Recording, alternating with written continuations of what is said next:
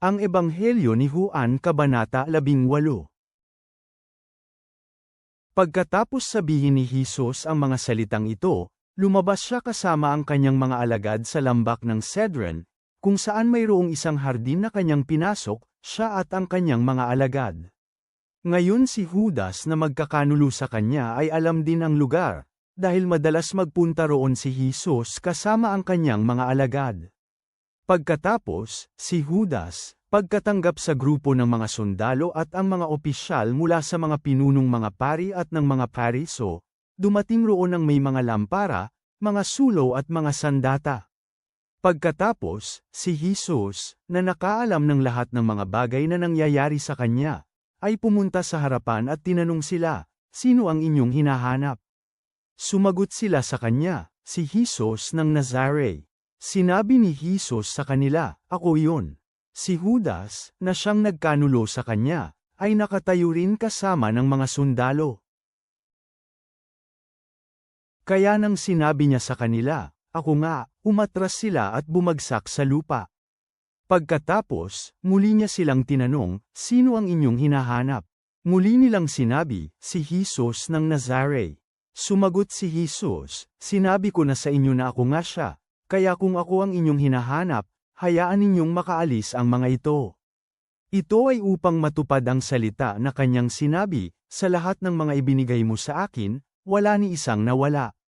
Pagkatapos, si Simon Pedro na may isang espada, ay hinugot ito at tinaga ang lingkod ng pinunong pari at tinapyas ang kanyang kanang tenga.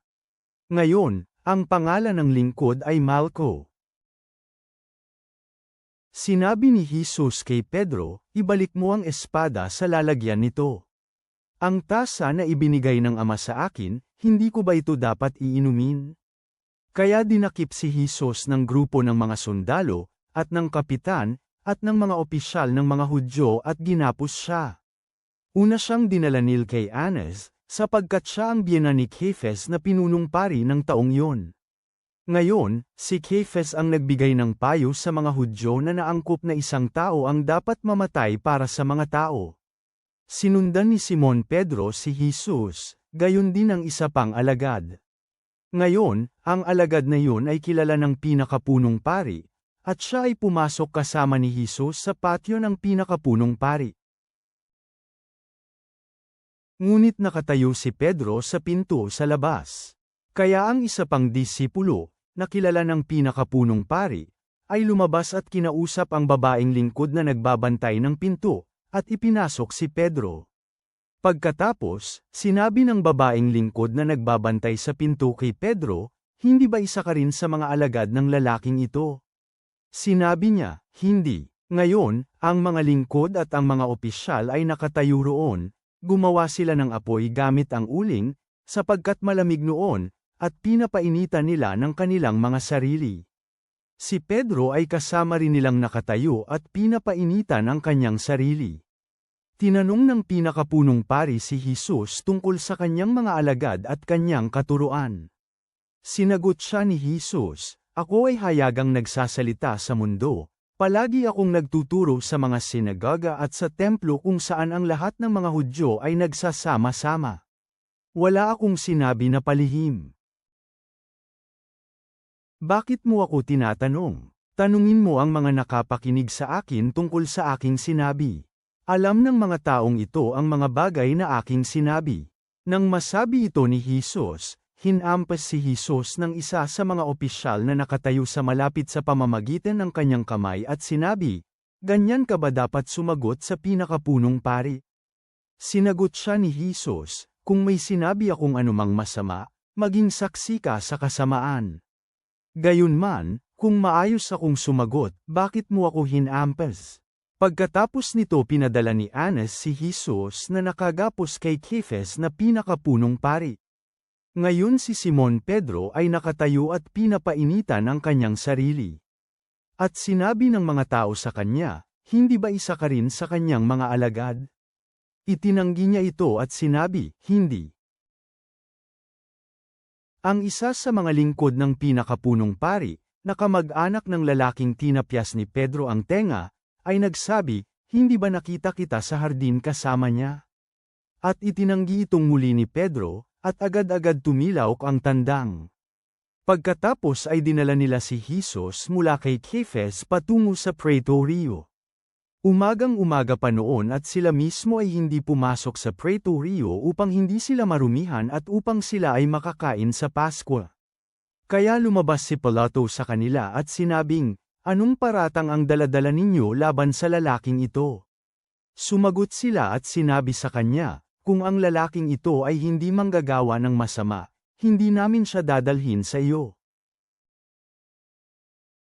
Kaya sinagot sila ni Pilato, "Dalhin ninyo siya, at hatulan siya ayon sa inyong batas." Sinabi ng mga Hudyo sa kanya, "Hindi naaayon sa batas para sa amin ang pumatay ng sinumang tao." Sinabi nila ito upang matupad ang mga salita ni Jesus, ang salita na kanyang sinabi na ipinahiwatig kung anong uri ng kamatayan siya mamamatay. Pagkatapos, muling pumasok si Pilato sa Pretorio at tinawag si Jesus. Sinabi niya sa kanya, "Ikaw ba ang hari ng mga Hudyo?" Sumagot si Jesus, "Tinatanong mo ba ito ayon sa iyong sariling palagay, o sinabi ng iba sa iyo na itanong ito sa akin?" Sumagot si Pilato, "Hindi ako Hudyo, di ba? Ang iyong sariling bayan at ang mga pinunong pari ay dinala ka dito sa akin, ano ba ang iyong ginawa?" Sumagot si Jesus, "Ang aking kaharian ay hindi sa mundong ito. Kung ang aking kaharian ay kabahagi ng mundong ito, makikipaglaban ang aking mga lingkod upang hindi ako maibigay sa mga Hudyo. Sa katunayan, ang aking kaharian ay hindi nagmumula dito." Pagkatapos, sinabi ni Pilato sa kanya, "Ikaw nga ba ay isang hari?" Sumagot si Jesus, "Sinabi mo na ako ay hari.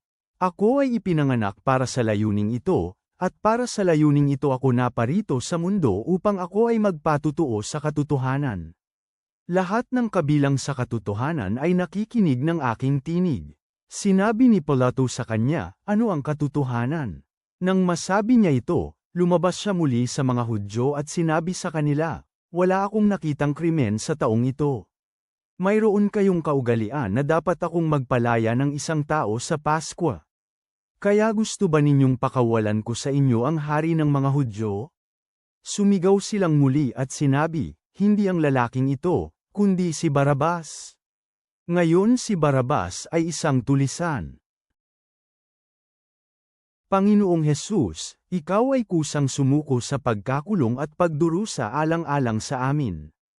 Tulungan mo kaming manatiling tapat sa iyo kahit harapin namin ang mga pagsubok at pag-uusig. Bigyan mo kami ng lakas ng loob upang ipagtanggol ang katotohanan gaya ng ginawa mo.